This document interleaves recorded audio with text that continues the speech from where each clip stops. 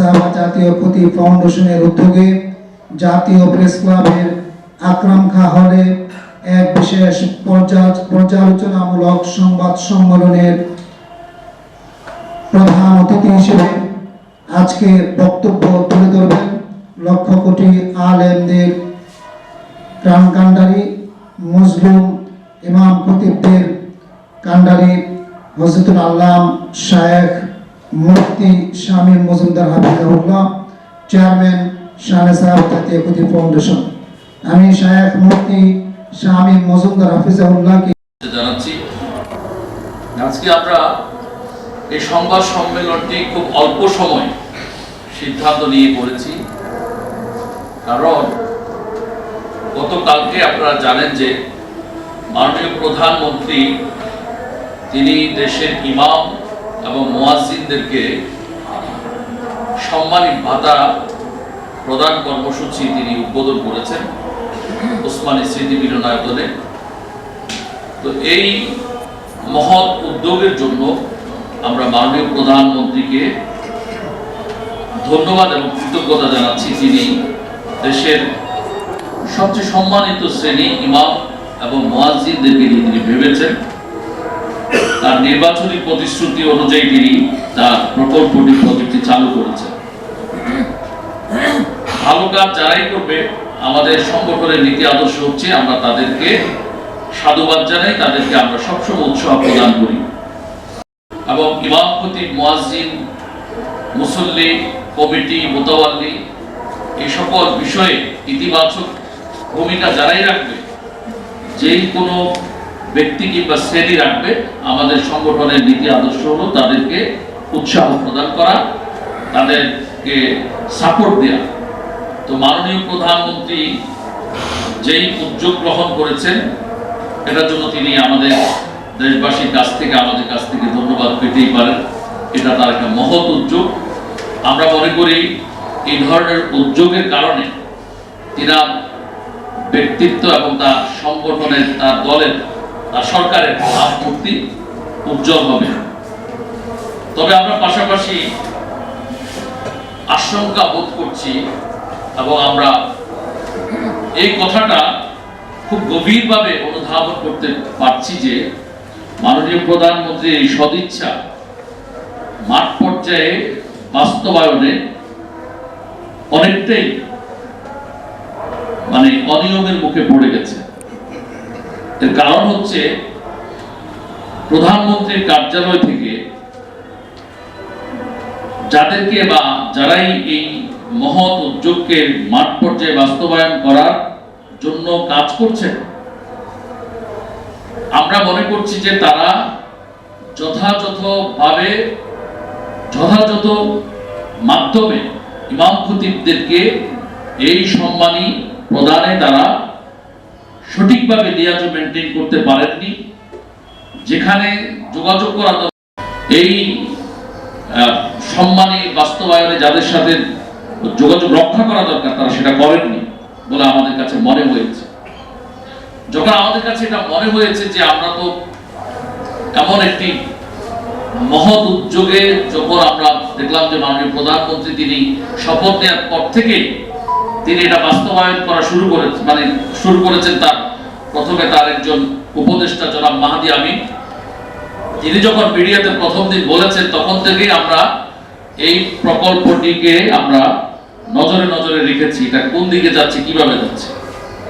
তা আমরা দেখলাম যে সর্বপ্রথম ইসলামিক ফাউন্ডেশন হঠাৎ করে একটা বিজ্ঞপ্তি ছেড়েছে গত মাসের 24 তারিখে। তারা ইমাম খতিবদের ডাটা নেওয়া শুরু করেছে, কিন্তু আনফরচুনেটলি তাদের এই ডাটা নেওয়া শুরু করার যেই একটা কর্মসূচি, ইমাম খতিবদের ডাটা কালেকশন করতেছেন, এটা তাদের ইসলামিক ফাউন্ডেশনের অফিসিয়াল পেজ থেকেও আমরা দেখতে পাইনি, ওয়েবসাইটেও, তাদের প্রাতিষ্ঠানিক ওয়েবসাইটেও আমরা দেখতে পাইনি। আমাদের কনফিউশন হলো, আমরা জিজ্ঞেস করলাম তাদেরকে, মাননীয় ডিজি মহোদয়কে, কেন এটা হলো, আপনাদের অফিসিয়ালি তো কোনো ঘোষণা আসলো না, তাহলে ইমাম মুয়াজ্জিনদের ডাটাবেজ কালেকশন করছে আপনাদের ফিল্ড সুপারভাইজাররা, কারণ কি? ডিজি মহোদয়কে ফোন করে হলো 26 তারিখ গত মাসে, আর তাদের এই বিজ্ঞপ্তি প্রকাশ পেয়েছে হলো কত তারিখ, 24 তারিখে। দুদিন পরে আমি ফোন করার আধা ঘন্টা পরেই তারা তাদের পেজ থেকে মাগরিবের আধা ঘন্টা পরে কিংবা 1 ঘন্টা পরে তারা এটা তাদের পেজে দিয়েছে, অফিসিয়াল পেজে। তখন ইমাম খতিবরা একটা আশায় আছে, যেহেতু দীর্ঘ বছর যাবত ইসলামিক ফাউন্ডেশন তদারকি করে ইমাম খতিবদেরকে ধর্ম মন্ত্রণালয়ের নির্দেশনায়, এবারও ইমাম খতিবগণ ভেবেছিলেন যে ধর্ম মন্ত্রণালয়ের মাধ্যমেই ইসলামিক ফাউন্ডেশন নিশ্চয়ই তাদের ডাটাবেজ কালেকশন করবে এবং তথ্য সংগ্রহ করে মাননীয় প্রধানমন্ত্রীর এই মহৎ উদ্যোগে তারা শরীক হবে। অর্থাৎ গ্রামীণ জনপদের যে ইমাম মুয়াজ্জিনগুলো আছেন, খতিবগুলো আছেন, তারা আশায় বুক বেঁধেছিলেন তাদের ওই শ্রেণীতে, গ্রামীণ জনপদের ইমাম খতিব মুয়াজ্জিন শ্রেণীতে এমন এমন ইমাম খতিব আছেন, মুয়াজ্জিন আছেন, যারা নগদ টাকায় কখনো মসজিদের বেতন নিতে পারেন না।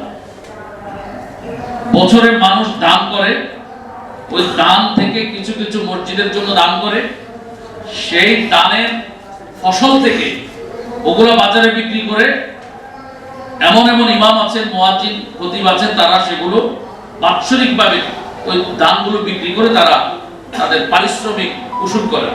এরকম আছে বহু মসজিদ বাংলাদেশে আছে যেখানে ইমাম মুয়াজ্জিনের বেতন দেওয়া তো দূরের কথা, ওই এলাকার মানুষ কারেন্ট বিল পর্যন্ত দিতে পারে না অভাবের কারণে। এমন মসজিদ আছে যেখানে মানুষ দূর দূরান্ত গিয়ে ওযু করে, মানে এত অভাব ওই মসজিদগুলো।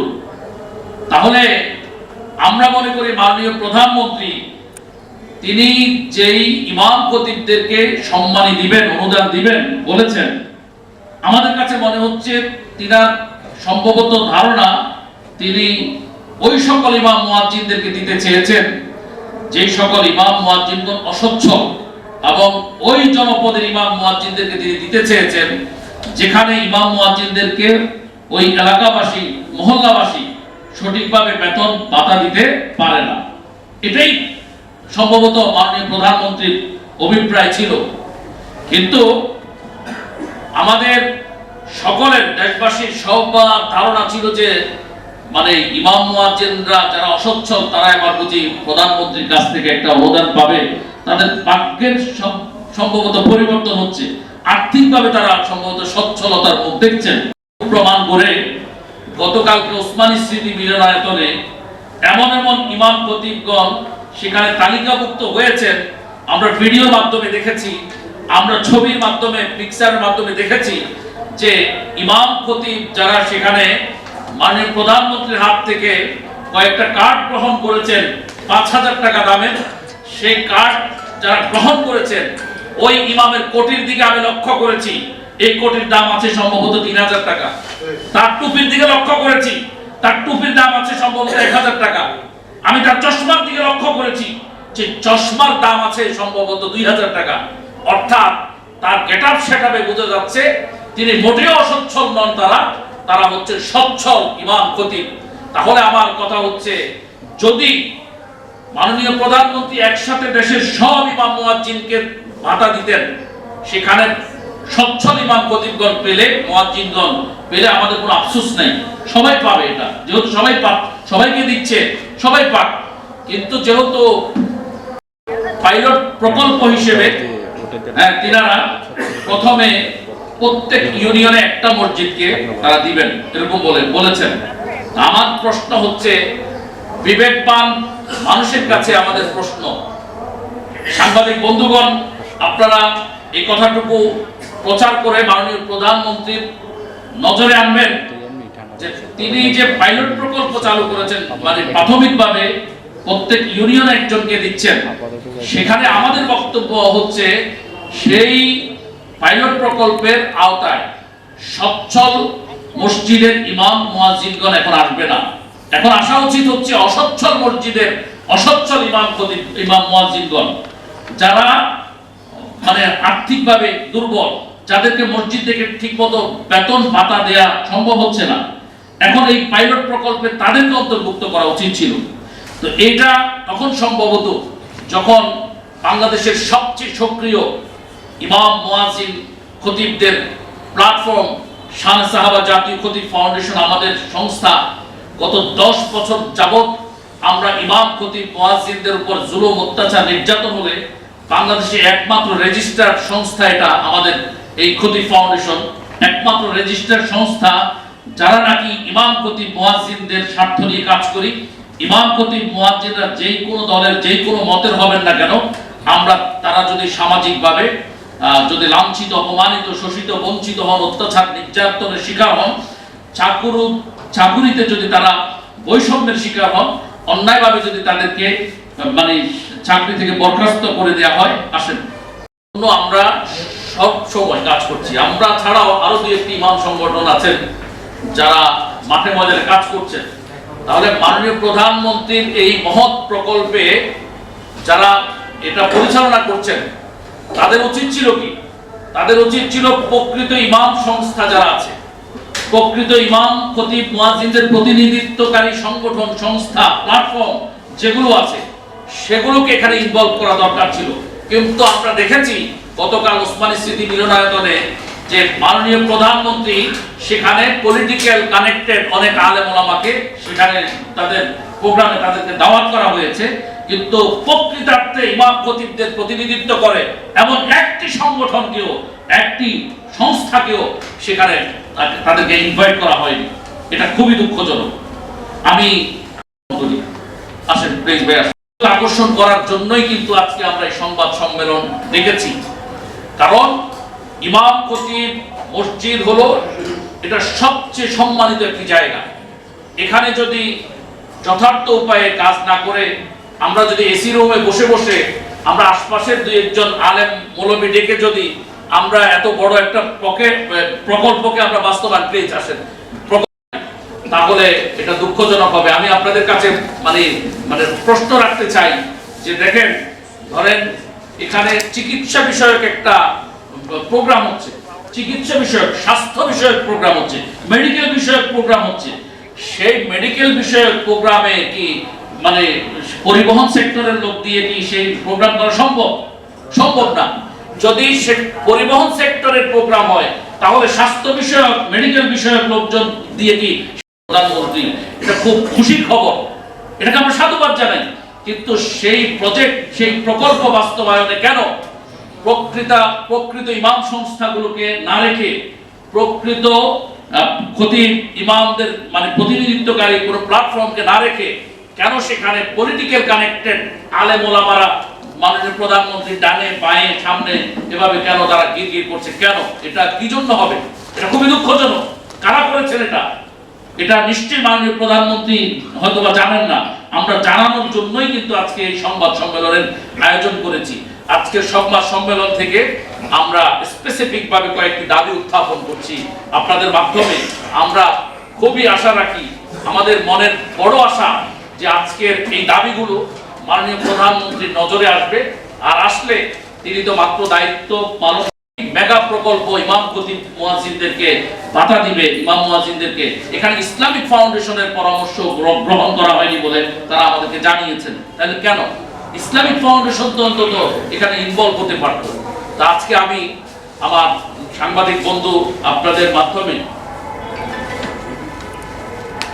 ফাউন্ডেশন কর্তৃক আয়োজিত আজকের এই সংবাদ সম্মেলন জাতীয় প্রেস ক্লাবের আকরাম খান হলে অনুষ্ঠিত হচ্ছে।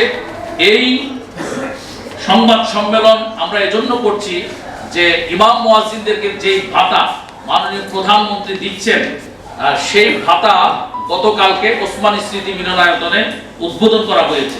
সেখানে আমরা দেখতে পেয়েছি যে ইমাম মুয়াজ্জিনদেরকে সবাইকে না, আপাতত পাইলট প্রকল্প হিসেবে প্রত্যেক ইউনিয়নে একজন ইমামকে, মুয়াজ্জিনকে, খাদেমকে ভাতা দেওয়া হচ্ছে। এখানে একটা প্রশ্ন আছে, ইমাম যদি ভাতা পায়, যদি মুয়াজ্জিনও ভাতা পেলেন, খাদেমও ভাতা পেলেন, তাহলে খতিব কি অপরাধ করেছেন? খতিবও তো এই মসজিদের একজন দায়িত্বশীল। প্রশ্ন এসেছে নানা দিক থেকে যে খতিবদেরকে কেন বঞ্চিত করা হলো, কারা করেছে? এই দায়িত্ব, এই প্রকল্প থেকে খতিবদেরকে বাদ দেওয়া এটা উচিত হয়নি। কারণ একটা মসজিদের কিন্তু মানে শৃঙ্খলা এবং একটা মসজিদের উন্নয়নের পেছনে সবচেয়ে বড় ভূমিকা কিন্তু একজন খতিবের, তিনি মিম্বার থেকে নেতৃত্ব দেন। সুতরাং আমরা মনে করি তাদেরকে অন্তর্ভুক্ত করা দরকার। দ্বিতীয়ত, বাস্তবায়ন করা হচ্ছে। এখানে আমরা ইনভেস্টিগেশন করে দেখেছি এই প্রকল্পে প্রকৃত অসচ্ছল ইমাম মুয়াজ্জিনদেরকে অন্তর্ভুক্ত করা হয়নি। এখানে শহরের বিলাসবহুল মসজিদগুলোর অনেক ইমাম মুয়াজ্জিনদেরকে এখানে অন্তর্ভুক্ত করা হয়েছে, যেটা দুঃখজনক। এখানে যেহেতু ইমাম খতিবদের সবাইকে দিচ্ছে না মাননীয় প্রধানমন্ত্রীর এই অনুদান, দিচ্ছে হচ্ছে পাইলট প্রকল্প হিসেবে কোন কোন মসজিদে, তাহলে উচিত ছিল প্রথমে ওই মসজিদগুলোকে সিলেক্ট করা যেগুলো গ্রামীণ জনপদের অত্যন্ত অসচ্ছল মসজিদ, যেই মহল্লা যেই পাড়ার মানুষগুলো তাদের ক্যাপাসিটি নেই, তাদের সামর্থ্য নেই যে তারা ইমাম মুয়াজ্জিনদেরকে মানে পর্যাপ্ত উপযুক্ত একটা বেতন ভাতা দিতে পারবে, এরকম সামর্থ্য যাদের নেই, যেই সকল মানে এলাকা, সেই সকল এলাকার ইমাম মুয়াজ্জিনরা এই পাইলট প্রকল্পের অন্তর্ভুক্ত হলে এটা হতো সবচেয়ে বড় ইনসাফ, কিন্তু এটা হয়নি। আরেকটা বিষয় আমরা শুনতে পাচ্ছি, সেটা হচ্ছে যে মুয়াজ্জিনদেরকে যখন মাননীয় প্রধানমন্ত্রী এই বাজেট দিচ্ছেন, এই অর্থ দিচ্ছেন বরাদ্দ, তখন কিছু কিছু দুষ্ট এবং কিছু কিছু মানে মানে কম মানুষের ছোট মানসিকতার মসজিদ কমিটি, তারা কি করছে, তারা যদি আগে মুয়াজ্জিন ইমামকে যদি 10,000 5,000 করে দিত, সেখান থেকে এখন কর্তন করে তারা দেয়া বন্ধ করে দিছে। অর্থাৎ মাননীয় প্রধানমন্ত্রীর টাকা দিয়েই তারা এখন ইমাম মুয়াজ্জিনদেরকে ওই টাকাই ঘুরে ফিরে দিচ্ছে, তারা যে দিত একটা সেটা বন্ধ করে দিয়েছে। এটাও এরকম বহু খবর আমাদের কাছে এসেছে। আরেকটা বিষয় হলো মহৎ প্রকল্প। ইমাম মুয়াজ্জিন মানে কি বুঝেন আপনি? আমরা সমাজে রাষ্ট্রপতি হই না কেন, মন্ত্রী হই না কেন, যত বড় কিছু হই, ব্যবসায়ী চাকরিজীবী হই না কেন, আমাদেরকে সপ্তাহে একদিন হাজিরা দিতে হয় এদের সামনে, ওযু করে গোসল করে ভদ্রভাবে এদের সামনে গিয়ে বসতে হয়, এদের কথা আমাদেরকে শুনতে হয়। সুতরাং এখানে একটা ডিসিপ্লিনের প্রয়োজন আছে, শৃঙ্খলার প্রয়োজন আছে। যেহেতু এই ইমাম মুয়াজ্জিনদেরকে এই বরাদ্দ মাননীয় প্রধানমন্ত্রী দিচ্ছেন, আমরা মনে করি এই বরাদ্দের একটা সুনির্দিষ্ট নীতিমালা হওয়া প্রয়োজন।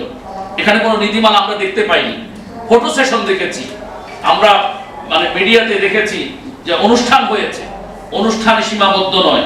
এখানে একটা সুনির্দিষ্ট স্পেসিফিক লিখিত নীতিমালা লাগবে যে এই টাকা কোথা থেকে দেয়া হচ্ছে, কাকে দেয়া হচ্ছে, কোন কোন ক্যাটাগরিতে দেয়া হবে এবং কারা কারা পাবে, তারা পাচ্ছে কিনা, কনফার্মেশন আছে কিনা, সবকিছু মিলিয়ে একটা নীতিমালা আমরা সরকারের কাছে দাবি করছি, এটা দিতে হবে। যারা আছেন তাদেরকে যে এই ভাতাটা দেয়া হচ্ছে, এই ভাতা দিয়ে সরকার কোনো তাদেরকে আকৃষ্ট করার চেষ্টা করছে কিনা, মানে সরকারের পক্ষে মানে তাদের কোনো অতীতে আমরা দেখেছি অনেক ইমাম খতিবদেরকে ইসলামিক ফাউন্ডেশনের মাধ্যমে অতীতে সরকারগুলো কি করতেন, রাজনৈতিক স্বার্থে ব্যবহার করতেন। এই ধরনের কোনো দুরভিসন্ধি আছে কিনা, থাকলে এটা পরিহার করতে হবে। কারণ ইমাম খতিবরা অনুদান চায়নি, ইমাম খতিবরা যেটা সর্বপ্রথম চান সেটা হচ্ছে তাদের সামাজিক নিরাপত্তা এবং অধিকার মর্যাদা। এই তিনটা বিষয়, নিরাপত্তা, অধিকার এবং মর্যাদা, ইমাম খতিবরা কিন্তু এটা চান। ইমাম খতিবরা মানে অনুদান এটা তাদের প্রথম চাওয়া নয়। ইমাম খতিব মুয়াজ্জিনদের প্রথম চাওয়া হচ্ছে তিনি কর্মস্থলে কোন সুদখোর দ্বারা, কোন ঘুষখোর দ্বারা, কোন সন্ত্রাসী দ্বারা, কোন চাঁদাবাজ দ্বারা, কোন মাদক ব্যবসায়ী দ্বারা, কোন মাদক সেবী দ্বারা, কোন অস্ত্র মামলার আসামি দ্বারা, কোন ফৌজদারি মামলার আসামি দ্বারা তিনি নির্যাতিত হবেন না, নিগৃহীত হবেন না, শোষিত বঞ্চিত হবেন না, তাকে অপমান করা হবে না। ফজর পড়ালে তাকে বলা হবে না তুমি জোহর পড়াইতে পারবা না, জোহর পড়াইলে বলা হবে না তাকে তুমি আসর পড়াইতে পারবা না, আকস্মিক বিদায় করে দিতে পারবে না, তাকে আত্মপক্ষ সমর্থনের সুযোগ দিতে হবে। ইমাম, মুয়াজ্জিন, খতিব, খাদেমদের এটাই হচ্ছে সর্বপ্রথম চাওয়া। এজন্য আমরা সরকারের কাছে অনুরোধ বিষয়টাকে যেমন ফোকাস করা হয়েছে, হাইলাইট করা হচ্ছে, ঠিক এর চাইতে বড় করে আমাদেরকে নিশ্চয়তা দিতে হবে যে কর্মস্থলে, মসজিদে, খুতবায় আমরা সুদের বিরুদ্ধে যেন কথা বলতে পারি, ঘুষ, সন্ত্রাস, মাদকের বিরুদ্ধে যেন আমরা কথা বলতে পারি। আর এগুলো বলতে গেলে যেন আমাদের উপর কোনো অত্যাচার, নির্যাতন, নিপীড়ন যেন নেমে না আসে, আমাদেরকে যেন আকস্মিকভাবে বিদায় করে দেওয়া না হয়। সরকারকে এটা মানে খুবই জমকালোভাবে আয়োজন করে মাননীয় সরকার প্রধান, মাননীয় প্রধানমন্ত্রীকে ঘোষণা করতে হবে যে ইমাম খতিব মুয়াজ্জিনরা মিম্বারে এসব অন্যায় অনিয়মের বিরুদ্ধে কথা বলবে, তাদেরকে আকস্মিকভাবে বিদায় করা যাবে না, ডিসিদেরকে পাওয়ার দিতে হবে, ইউএনওদেরকে পাওয়ার দিতে হবে, জেলা পুলিশ সুপারকে পাওয়ার দিতে হবে, অফিসার ইনচার্জকে পাওয়ার দিতে হবে।